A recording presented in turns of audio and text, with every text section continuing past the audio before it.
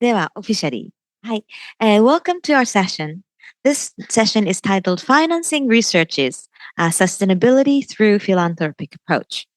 I will spend about 45 minutes the discussion on this topic, but I'm happy to welcome two guests. One is Mr. Reid Cheng on my left. Mr. Reid Cheng is Vice President for Advancement at the Okinawa OIST and Vice President and Advancement at the OIST, and also leads the OIST Global Engagement and Philanthropic Initiative supporting excellence in research and education.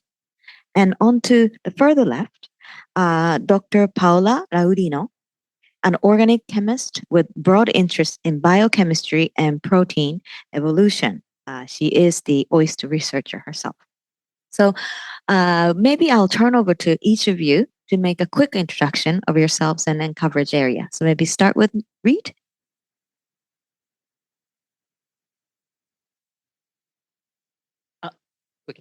Hi, good afternoon. My name is Reid. Thank you for joining this session. I will try to speak slowly because I know there's translation happening on the background.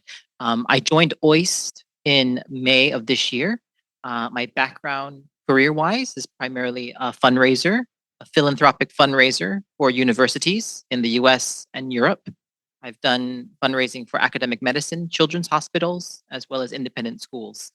And I came to OIST in this role because it was an opportunity for me to join a university that had national ambitions in ways that I think opportunities in the United States, where I'm from, didn't quite speak to me. Glad to be here. I will introduce myself and give us a short presentation. Kick off this.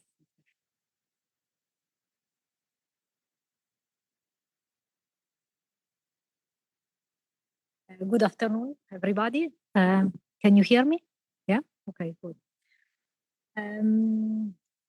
My name is Paola Laurino. I'm originally from Italy. And this is a short bio of myself.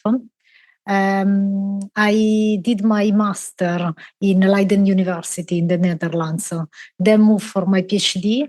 I did half of my PhD in ETH Zurich, and then moved to Max Planck to Germany.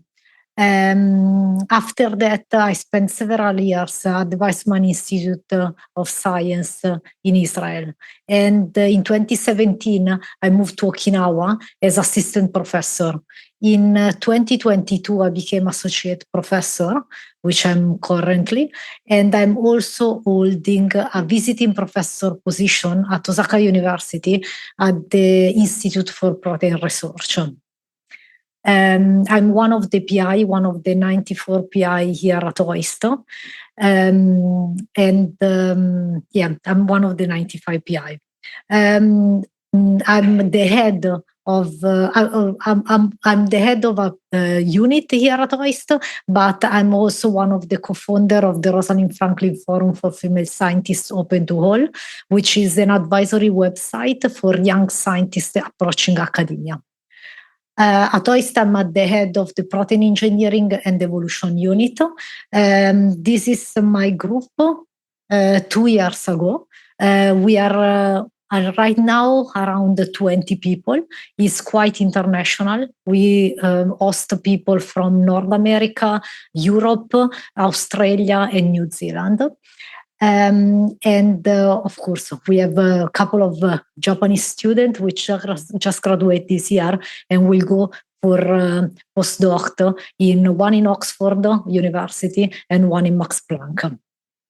Our group is focused on studying protein at the molecular level, understand how function emerge in protein, and apply this knowledge for biotechnological advance. Today, to this audience, to all of you, I would like to bring you a case on how industry and philanthropy might help or should help basic research, and how philanthropy and industry can create that space for having really innovative idea and actually to make some change, some real change in the course of evolution of our history.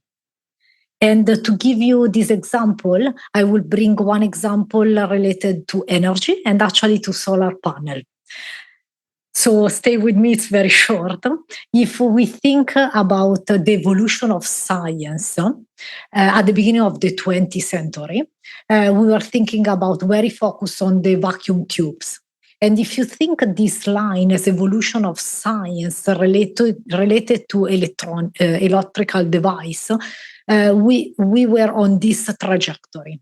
But then there is a very special place where society needs industry and funding, unleashed funding were given and allowed the Bell's Lab in 1947 to discover the transistor. This is a very special environment in time and space because they were physicists, but they were allowed with unleashed funding to explore different directions. And this is one of the discovery they made, but actually they made discovery which had to medicine and many different directions. And this was possible because basic science was given the freedom to explore different directions. And what happened here, then they were awarded the Nobel Prize in 1956. But what happened here, the natural trajectory of what we would have expected changed dramatically direction. Because thanks to that basic discovery, which was transistor and was not maybe at that time directly linked to what is AI or information technology nowadays, but actually we changed the history in that moment. Now going back to the solar panel, thanks to this discovery, we also have the silicon-based solar panel that now you see basically on almost all the houses everywhere in the world, which are very robust but also very expensive. And then this would have been, again, the trajectory. Now we can take different according to the field. But then there is another point in history. In 1960, another Nobel Prize were given. 1987, but the discovery was 1960. So it was given to chemistry, supramolecular chemistry. And this seems maybe unrelated to silicon-based solar cell, but actually put the base for the low-cost inorganic solar cell that maybe or possibly will be the next generation solar cell. And they are still very expensive. It's not clear we are going to adopt this, but actually this brings another point in basic science where we have a change on evolution of the life, basically our life. And this brings again to perovskite cell, which is the next technology. We don't know yet if this will be a change in evolution, but put the base for something similar again. So here at OIST, and let me be bold in this statement, we hope to create a similar environment that was created at that time in the Bell laboratories, where unleashed funding were given, freedom to do basic science in different directions is given to the PI to make great discovery. And we hope that this discovery will change the course of evolution. But this is only possible where there is this prerequisite. And I think we will discuss more about this during this session. Thank you, Paola. So I think the one critical question to ask now is that what does freedom of research or freedom to explore mean in practice? So for scientists, what exactly is freedom?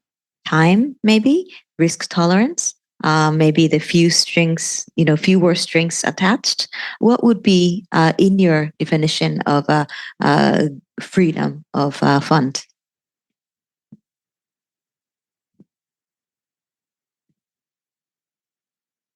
I think I already mentioned a couple of important points here. One is for sure the freedom We are not chasing just the next step achievement. Implementation is very important, but if you want to have this kind of turn where you change dramatically for the good things, you have to step out of your comfort zone, and you have to have the freedom to explore this space and the time to explore this space. In nowadays, obviously, time and money. If we have to chase the next grant, we don't have the time to be creative. And the other things which is very important, like I mentioned the Bell Lab as one example. The Bell Lab was constituted by physicists. Actually, OIST is a different reality where we have a different field but without department. So again, people can explore different direction in different subject. Thank you. So you kind of touched on the structure of OIST. There aren't different faculties. They're not siloed. But are there any other feature of OIST that allows you to be more free to do research? The freedom in the budget, like how is the budget given to us and allowed us to explore different direction without chasing something. That is fundamental. And second, I don't believe we call each PI as a group, we call each group a unit. The unit are not silo, but actually because we don't have department, we are not constrained in subject. And also the PI is not constrained to do, if I'm in an organic chemistry department in a university in ETH, I expect to do organic chemistry. Obviously, this basic science is very, very important and it has to be maintained, but I can bridge to other subjects here at OIST. Yeah. Do you have any example of the situation you've done that so far? Yes. Last year, actually, after a few years of work, we have published one project, which it's at the interface. We have worked with engineering and physicists. So I'm a chemist and biochemist, and I end up to tackle a project that requires fluid mechanics expertise. And this would have never happened in another university or in another setup. Okay. So should we turn to you, Reid? Anything you want to add to this topic?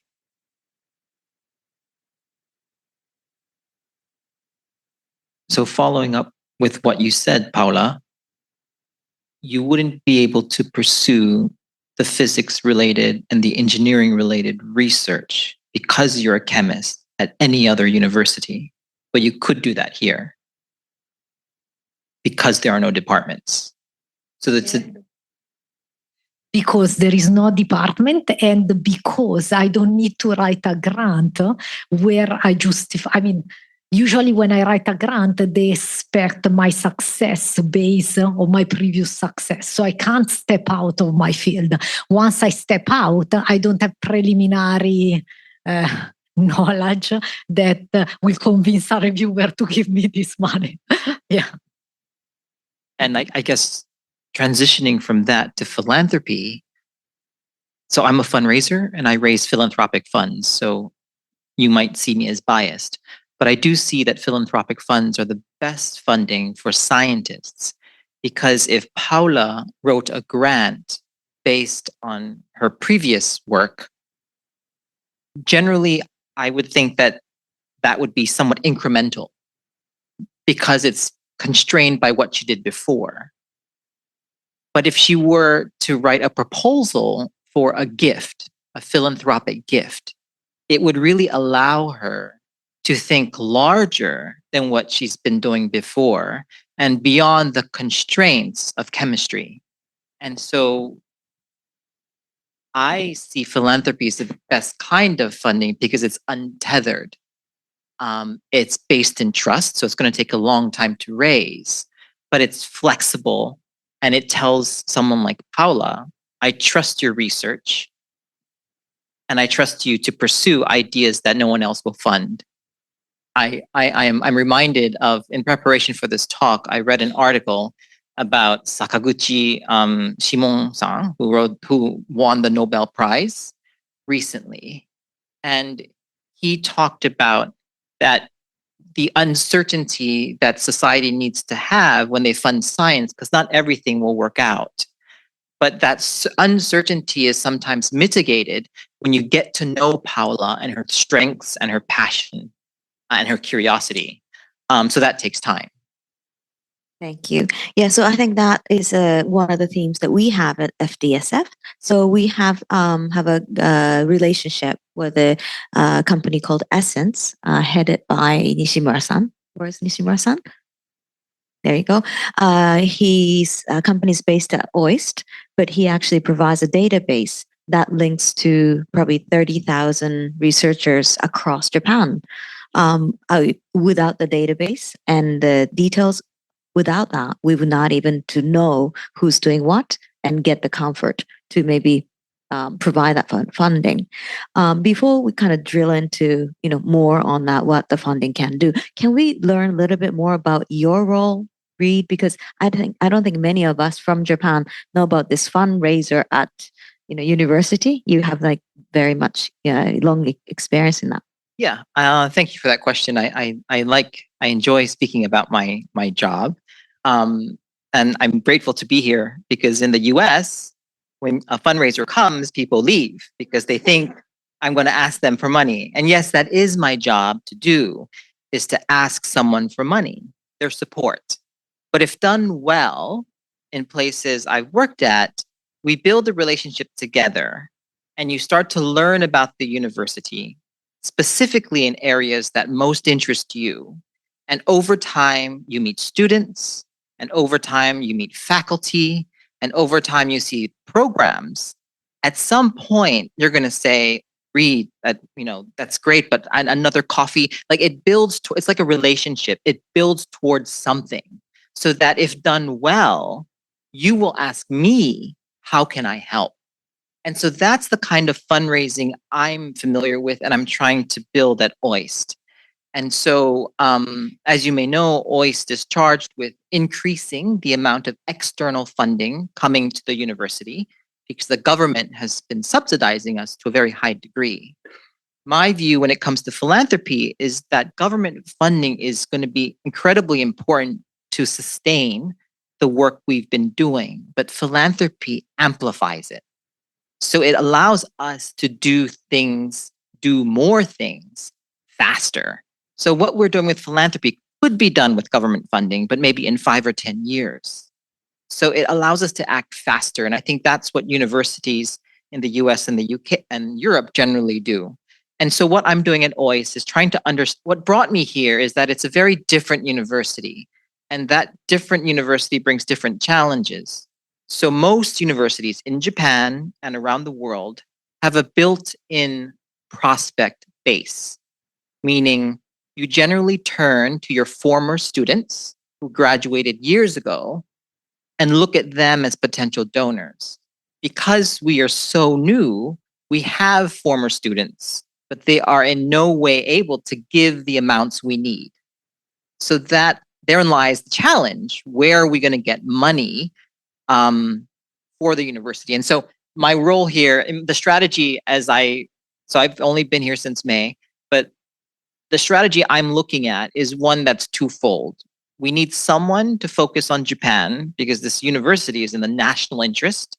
It needs someone with expertise who knows how to fundraise big money, but also speaks Japanese. I speak some Japanese, but I'm no way able to have delicate conversations that are required to raise money. So I've hired someone. She starts November 4th. She's coming from the US, but she's Japanese, educated, and left for the US. And the other thing I'm trying to do is look globally for philanthropic support. So what we do here is amazing, and I think it does appeal to people of the Japanese diaspora, Japanese who have sought careers and lives overseas, even people from Okinawa, because again, we're here for the self-sustaining development of Okinawa, appealing to their interest in seeing us be successful. And so I have a small team I'm building to do that. And what we first need to do is we need to build visibility. So I'm sure maybe some of you have heard of us before you came here, but many people in Japan haven't heard of us. So we need to raise our visibility if we want people to support us. So generally in fundraising, people give to things they feel closest to, right? Your temple, your hospital, you feel close to it, either physically or you may be a distance, but so we need to make people feel close to us. So we look at Okinawa, we look at people in this area, but we also look at people who feel close to us mentally because we are supporting education. Many people in Japan and Asia value education. So we need to bring that out in people. So that's what I work with when I try to raise a gift. Great, thank you. One quick sharing. Maybe the audience didn't leave because they might be used to, because I feel like half of my job is fundraising. I come after you guys, but yeah, but that's a good thing. Open dialogue about the fund's needs, and that's exactly what you mentioned. I want to dig on the differences between the US, UK model versus Japan model, because the culture is different. Maybe the religion's different, how people give is different. What you're finding in that space? Any approaches that you will do it differently in Japan versus US or UK, or you're used to? Yeah, that's a great question. And I took this job at OIST because I was interested in building a model that works for this university in Japan. So just a little bit about my background. I'm born and raised in Hawaii. So I'm from a very similar place like Okinawa. I went to the US mainland for university. I went to graduate school in New York, and I fell into fundraising. I didn't know what I was doing, but it was a job, and I needed a job. And it worked out incredibly well. I've worked at Columbia, NYU, Northwestern. I went to London. I was recruited at Imperial College. So I've worked for non-US institutions, and I worked in Europe at boarding. So I enjoy seeing the way fundraising is done differently. And I took on this role because I knew we couldn't do the same thing everyone else does because we're not the same institution. But what I can do is I can leverage my experience to build something that's fit for purpose here. So what I've learned so far in my experience is that, for example, there's all types of fundraising. There's fundraising that's done by mail. That's what we call annual giving, small amounts, but they do add up. And there's major gift fundraising, so larger gifts, which most of my experience is with. And so, but that takes time in building relationships with people one-on-one. So you have a portfolio of people that you work with.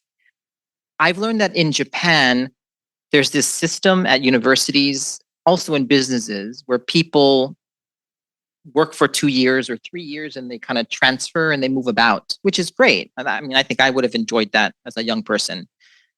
But I don't think it really supports the big fundraising you need at Japanese universities. Because if I am an alum, every 3 years, I'm working with someone else who needs to get to know me. And yes, my relationship is with the university, but people, the connection with people matters. So I don't think that kind of system really supports big fundraising. And fortunately, we don't have that here. I find that I've heard that Japanese universities raise a lot of money through the mail. And what's interesting, I've learned, is that many Japanese universities, if you give to them through the mail, most Japanese donors continue to give every year without any prompting. It's loyalty.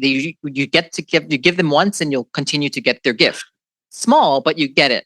In the US and Europe, millions of dollars is spent to retain a donor.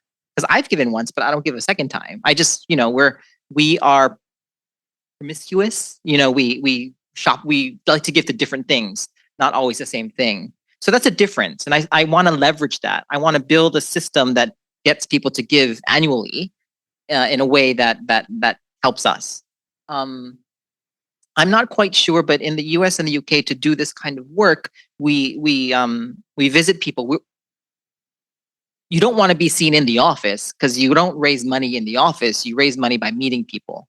And so I don't know if there's that kind of culture in Japan. I've spoken to universities in Japan, and they do have meetings.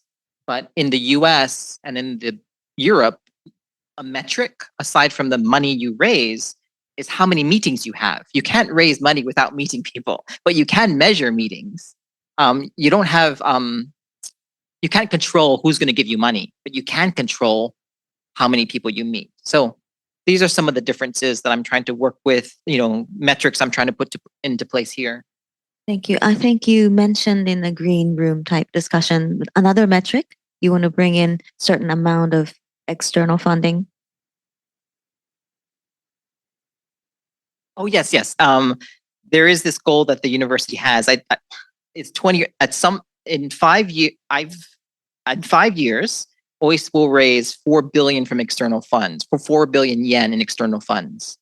Philanthropy is off to a slow start because I just joined, but Lauren and her team have managed to raise a number of funding. They're growing funding stream for the university.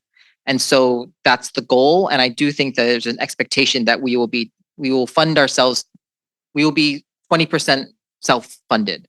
Maybe it's 30%, but there are big ambitions for raising the amount of money we receive beyond government subsidy. Thank you. So anything from you, Paula, you wanted to add on this, the less string attached funding, how it may help your research and what the OIST is trying to do? Something. I think they gave me. Oh, great. They gave me this. Does it work? Yeah.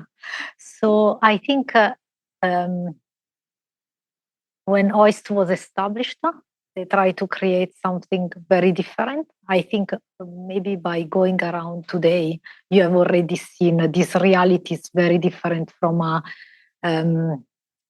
Japanese university, and probably this way of raising money and the way we do science might set up a different standard that might be very beneficial for Japan itself, a different way to do science and to raise money. That's very interesting because it's not just about the outcome or the achievement from the science side, but the mechanism of how that result will be brought about through funding is going to be innovated at OIST. And I want to add, I don't think OIST is unique only in Japan. It's actually unique worldwide because I do not know, and I visit quite a lot of university, you trust me, I do not know any place that works like us without department. And also I realize we're talking about evolution of human being, basically the trajectory in technology. I think the question that we are tackling are bigger and bigger, and they really require this interdisciplinarity, which is not only interdisciplinarity at the department level, but to answer that kind of question related to climate sustainability, the interdisciplinarity must be between different fields, different departments, and make this department meeting is not so obvious in a standard university with the department and the administration. And many of the world's biggest foundations are starting to fund things that require PIs and faculty members in different areas. Yes. Because the challenges we face are so complex. There's no way one field will solve it. And the interdisciplinarity is also related to the funding. These challenges are such big challenge that you can't think to tackle them in a standard way with the next step discovery. You have really to think out of the box and take some risk and look for something, maybe I would call it transversal, like rather than linear, to solve the problem. Yes, so maybe I can give you an example of FDSF now. and then maybe come back to you guys after that. But what we have been trying to do is to set up what's called sponsorship program. So our organization is also operated by all the gifts from the institutions and also sometimes individuals. And what we try to do is to minimize our operating cost and trying to have some residual from the annual giving and trying to put that funds back to the ecosystem. And the way we do that is called through sponsorship program. And that program actually is open to anybody, basically trying to bridge this sustainable finance and the academia or innovation.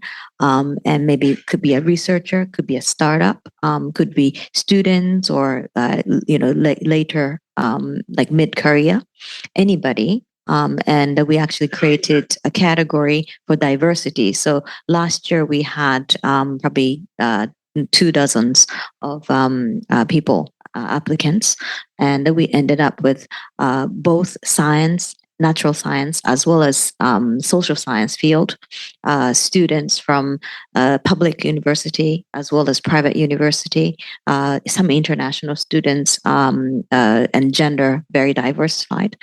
And we were able to give small yet some amount of money to 4 individuals. And we are actually continuing with this sponsorship program, what's called research grant, really not much string attached, this year again.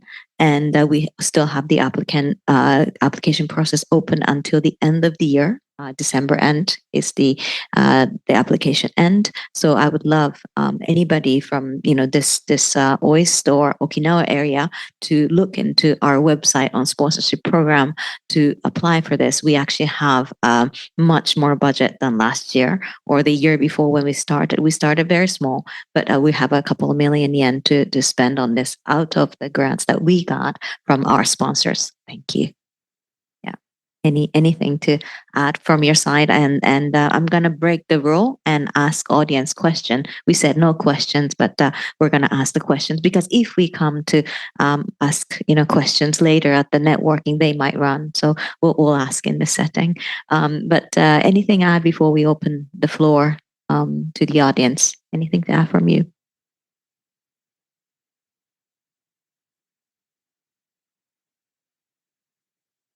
Okay, well, then we have a few more minutes and we can break a little bit early so we can give you time to rest before the next session. Anybody wants to ask a question about this sponsorship program or what we're trying to do at OIST, where to send the money to, the address. Or, any questions. So what I like to do is I try to demystify fundraising because I think most people think fundraising is charity, and what I think we do here at OIST isn't charity; it's an investment in Japan's future, and try to have people see it that way. But any questions around why I should give or where does it go? I mean, I try to demystify it because when I ask someone for money, it's not going to read. It's going to I don't get paid anymore. It doesn't come to to me. I'm just the conduit through which the organization seeks support. Okay. Any question from anybody? Yeah. I have introduced our company's donation to the Nano Terrace in Tohoku University. Because the reason is this research would be helpful for Japanese economy or the Japanese technology to boost the Japanese economy in the future. OIST is consisted by most of the foreigners, non-Japanese. So how we could feel the return to Japan, because the 80% people is foreigners, and your performance or the result maybe contribute to the, of course, world. But firstly, not only I have to think about Japan, but still we are the Japanese companies. Usually we have to think about how we could have a benefit. that is probably the first step important to motivate we contribute to the OIST. How can you explain about it? That's a good question because and I invite Lauren to chime in on here, but our faces may be foreign and we may sound foreign, but we are 100% Japanese organization. So what we do, who we work for, who we answer to, it's the cabinet office on behalf of the taxpayer. It is, I mean, it's not going anywhere, but I think the idea was for Japan to become more competitive, it just needed to do things differently. And I think the government saw, you could work with Japanese universities to do it, but hey, let's try to start a new one and do it differently and see what the outcome is. And so I think that was the reason we started. But I completely get your point, which is why, even in my little team, it's important that I have Japanese. Because what we do at OIST isn't just staying at OIST. So we work with Japanese universities. There's all these programs that get us to work with our counterparts at Japanese universities, talking to them about how we think of DEI differently or how we fundraise differently. So, supporting us, I think, supports the whole ecosystem of Japanese universities because we don't just do it here and stay here. We share it, and we're at conferences with Japanese universities. To say a couple of things. Okay. First of all, OIST is Japan. It's not another university. OIST enrich Japan because bridge. We can bridge, right? I mean, I'm Italian. I study in Europe. Then I come to OIST. I'm professor at OIST, but I'm also visiting professor in Osaka University. At the IPR, there is only another not Japanese PI, right? So I think we are well integrated and we enrich Japan as well in different perspectives. Third, we graduate Japanese students. I mean, two of my students which graduate in July, they are Japanese. They are from mainland Japan, one from Tokyo, one from Kansai area. The guy from Kansai goes to Oxford. The guy from Tokyo goes to Max Planck. I think, we did pretty well to educate, and I think they want to come back to Japan and become PI. So I think the return to Japan is quite, if we are talking about educating next, and of course, if we're talking about science, obviously it's Japanese science. But another thing to point out too is that we are a place, we talk about Okinawa and OIST as a gateway. So what we're able to do is, because we're international but Japanese, we attract Japanese students who would otherwise go overseas, and we recruit back Japanese faculty. So I met with one Japanese faculty and I asked her why she came to OIST. And she said she did her undergraduate, master's, PhD at Todai. Had a great time, no problems. She said the middle-aged Japanese men were actually very nice to her. She went on to do her postdoc at Harvard, had a good time, but found Harvard too American and found Todai she couldn't see herself there, right? So there's something to be said about finding your place. And so this was that magic middle, right? It's Japan, which is comfortable, but it's international in the way we work together. So there is a benefit. 30% of my faculty colleagues are Japanese. And I'm married to a Japanese. My kids are Japanese. I just wanted to say something a little bit more practical in terms that maybe financial people understand. As a Japanese university, our intellectual property policy is that everything done at OIST by OIST people, including Professor Laurino here, belongs to OIST. So everything that is invented at OIST, published at OIST, the data, etc., belong to the university, which is a Japanese university. So when we are licensing technologies invented at OIST, we are licensing Japanese technology owned by Japan. Great discussion. Any other question? Yes, please.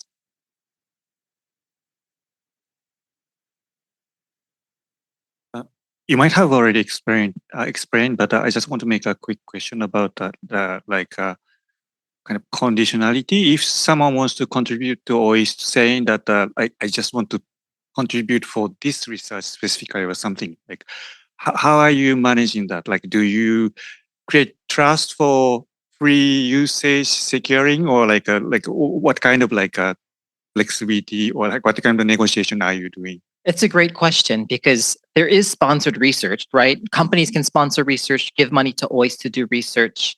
Foundations do sponsored research. Philanthropy is slightly different. So when you make a gift to OIST, you can designate, say, for example, you want to support Paula's research. But what you can't do is dictate what she does or how she does it. So there are guidelines, but there are guidelines that are in place. Because so we ring fence things, but the more inflexible or picky a company or individual becomes, the more I think, oh, okay, this is not philanthropy, it's more sponsored research. So if I give Emmy an iPhone because she needs one, I'm going to give it to her because she needs it for whatever reason. I'm not going to tell her she can only use it 9 to 5 or only use it when she's at work. That's dictating how she uses it. But once I give her the phone and I see her like a week later and I ask her, how's it going? And I hear about the ways in which her life has become more productive because of the way she has figured out how to use the phone. That's the beauty of philanthropy. You let Paula decide how best to use the funds, and you will likely be surprised at what she does with it. On that point, how transparent will you be with the progress or the results of how Paula, in this example, will be doing? And that's a great question. So we work individually with people. So for example, generally there's an annual report that's written by the unit. But beyond that, there are lab visits if you want to visit, but we do it in a bespoke way. If you give on behalf of your family, right? Say you give in honor of your father, we would create an opportunity for Paula to meet your father to talk about all the things she's done. Whatever matters to you, we want to find a way that's special, that updates you on progress, that keeps the trust there, but of course doesn't compromise sort of like a government sort of, it's not transactional. Yeah. Thank you very much. Thank you for the lively discussion. And sorry to inform that we're up the time, so there's no break. But I think it's a vibe, lively enough that we can take this discussion to the networking, and it's so good to know this type of the unique topic in this sort of setting. So thank you. Please round of applause to Reid and Paula. Thank you. Thank you.